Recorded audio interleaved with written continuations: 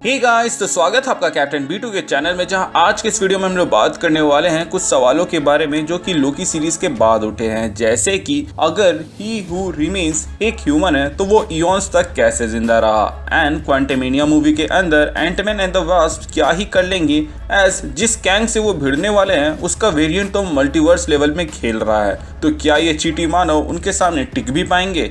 क्या MCU में जो हुआ वो फिक्स्ड था, मतलब कि टोनी का स्नैप करना और बाकी सारी चीजें। इसके अलावा जब टाइमलाइन एक है तो डॉक्टर साहब ने यहाँ पे 14 मिलियन पॉसिबिलिटीज कैसे देख लिए थे। प्लस ये भी जानेंगे कि सिल्वी का नेक्सस इवेंट क्या था जिसके वजह से उसका बचपन उससे छीन लिया गया था। एंड आई थिंक इसका जवाब आप सभी जानते हैं, पर सोचा नहीं होगा कि यही वो नेक्सस इवेंट है। टाइम स्टैम्प आपको डिस्क्रिप्शन में मिल जाएगा इन केस अगर आप कोई पार्ट स्किप करना चाहते हो। तो शुरुआत करते हैं ही हु रिमेन्स से कि वो इतने साल तक कैसे जिंदा रहा, जिसका जवाब बहुत ही सिंपल शब्दों में कॉमिक्स में दिया हुआ है कि फ्यूचर में लोग ज्यादा समय तक जिंदा रहते थे और उनकी लाइफ स्पैन बहुत ही ज्यादा रहती थी। ऊपर से ही हु रिमेन्स जहाँ रहता है वहां पर टाइम मैटर ही नहीं करता है। तो अब आते हैं इस बात पे कि जिस बंदे का वेरिएंट मल्टीवर्स लेवल पे ऑपरेट कर रहा है उसका एक वर्जन हमें एंटमैन एंड द वास्प में देखने को मिलेगा। तो यहाँ पे वो चीटी मानो उसका क्या ही उखाड़ लेंगे। जिसका सिंपल शब्दों में आंसर दूं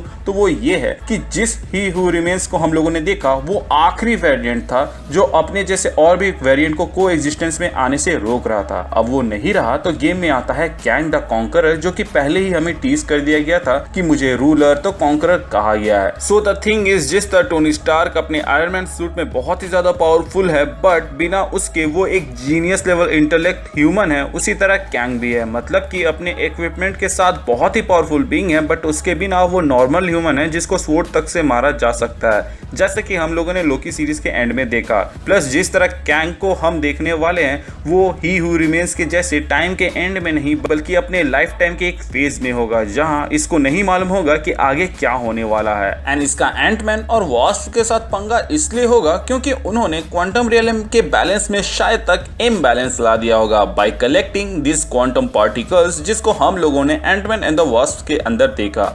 वैसे भी क्वांटमेनिया नाम ऐसे ही थोड़ी पड़ा होगा मूवी का। एंटमैन एंड वास्प में हम ऑलरेडी एक सिटी देख चुके हैं जिसके ऊपर उसके डायरेक्टर ने कुछ भी बोलने से मना कर दिया था, जिससे हमें ये अंदाजा होता है कि एंटमैन के नेक्स्ट पार्ट में ये एक इम्पॉर्टेंट रोल अदा कर सकता है। जब हमें ये पता चला कि उस मूवी के अंदर कैंग होने वाला है तो एक पॉसिबिलिटी तो ये बनती है कि ये कैंग की सिटी क्रोनोपोलिस हो सकती है, जो कि ऐसे समय में एग्जिस्ट करती है जहां टाइम मैटर नहीं करता है और क्वांटमेनिया में तो टाइम के रूल्स ही कुछ और है। इसीलिए तो वो एंटमैन एंड वास्प के इवेंट के साथ कोलाइड कर रहा है, वरना एक ऐसा कैरेक्टर जो कि 31st सेंचुरी में जन्मा हो वो 21वीं सदी के हीरोज के साथ क्यों फाइट करेगा। वेल, कई लोगों ने ये कई बार पूछा हुआ है कि क्वांटम रियलम में जेनेट कैसे बूढ़ी हो गई जबकि स्कॉट सिर्फ 5 घंटे में 5 साल पार कर दिया। तो इसके ऊपर एक डेडिकेटेड वीडियो मैंने बनाया हुआ है बट उसको मैं शॉर्ट में आपको यहाँ पे एक्सप्लेन कर देता हूँ। असल में स्कॉट क्वांटम रियलम के उस हिस्से में था जहाँ पे टाइम स्लो पास होता है कंपेयर टू रियल वर्ल्ड, जबकि जेनेट क्वांटम रियलम के उस हिस्से में थी जहाँ टाइम रियल वर्ल्ड के जैसे ही पास होती थी, इसीलिए वो बूढ़ी हो गई जबकि स्कॉट नहीं हुआ। अगर आप इसको और भी अच्छे से समझना चाहते हैं तो मैं उस वीडियो की लिंक आपको डिस्क्रिप्शन, कमेंट बॉक्स और आई बटन में डाल दूंगा। अगर आप इंटरेस्टेड हैं तो उसे चेकआउट कर सकते हैं। क्वांटम रियलम में टाइम डिफरेंटली काम करता है एंड ये डायलॉग ही काफी है कैंग को एंटमैन एंड द वास्प की क्वांटमेनिया मूवी के अंदर दिखाने के लिए। सो अब आप समझ ही गए होंगे कि क्यों एंड कैसे कैंग एंटमैन एंड वास्प से भिड़ेगा, प्लस वो लोग कैंग से कैसे डील करेंगे, क्योंकि इन दी एंड ये तो एक ह्यूमन ही है, बस उसके इक्विपमेंट्स बहुत ही एडवांस है। लेकिन हमें एंटमैन एंड द वास्प को भी कम नहीं आंकना चाहिए जब उसके पीछे हैंक जैसा जीनियस प्लस जेनेट जिसको क्वांटम रियलम से पावर मिले हैं वो भी टीम में है। अब आते हैं कि टोनी का फेट फिक्स था एंड उसने जो किया वो ही हु रिमेन्स की वजह से था, प्लस जो भी हम लोगों ने MCU के अंदर देखा क्या वो सब फिक्स था। इसके अलावा सबसे पहले ये डिस्कस कर लेते हैं कि डॉक्टर स्ट्रेंज को 14 मिलियन पॉसिबिलिटी कैसे दिख गए जबकि टाइमलाइन तो एक ही था। तो इसका सिंपल सा कारण ये है कि डॉक्टर स्ट्रेंज ने जो पॉसिबिलिटी देखा उसी चीज ने उनको इस काबिल बनाया कि वो थानोस को यहाँ पर ऐसे टक्कर दे सके। अगर उन्होंने इतने पॉसिबिलिटीज नहीं देखा होता तो उनको कैसे पता चलता कि कब थानोस क्या अटैक करने वाला है और उसके काउंटर में उन्हें कौन सा स्पेल यूज करना है। यानी कि पॉसिबिलिटीज जो उन्होंने देखा वो एक नेसेसिटी थी डॉक्टर स्ट्रेंज को उस पॉइंट तक पहुंचाने के लिए। प्लस टाइम स्टोन का यूसेज उस यूनिवर्स तक ही सीमित था, वो उस यूनिवर्स के बाहर यूजलेस है, जैसा कि हम लोगों ने लोकी सीरीज के अंदर देखा हुआ है। तो उस यूनिवर्स के रेस्पेक्ट में जितनी पॉसिबिलिटीज बनती थी वो वहां पर टाइम स्टोन ने डॉक्टर स्ट्रेंज को दिखाई। इसी चीज को कैंग भी यहाँ पर बताता है जब सिल्वी पूछती है कि जब सब कुछ फिक्स्ड है तो हमारे यहाँ आने का क्या मतलब, जिस पर वो बताता है कि कहानी के एंड में बिना सफर किए नहीं पहुंच सकते, क्योंकि सफर ही तो वो चीज है जो कि इंसान या फिर कैरेक्टर को बदलता है। यहाँ पे डॉक्टर स्ट्रेंज वाली बात को बताने का मेरा मकसद ये था कि मैं आपको बता सकूं कि टोनी ने जो किया वो उसका खुद का फ्री विल था, और बाकी जो एमसीयू के अंदर कैरेक्टर्स कर रहे हैं वो सब भी उनका फ्री विल के अंदर ही आता है। As he who remains existence में 31st सेंचुरी के बाद ही आया, मतलब कि तब तक ये सारी चीजें हो चुकी थी, इसीलिए तो उसे मालूम है कि कब क्या होना चाहिए, और जब वो ना हो तो वहां पर एक नेक्सस इवेंट क्रिएट हो जाता है। तो वो पास्ट में कोई चेंजेस नहीं ला सकता, क्योंकि पास्ट में अगर कोई माइनर चेंज लाएगा तो एक नया टाइमलाइन खुल जाएगा,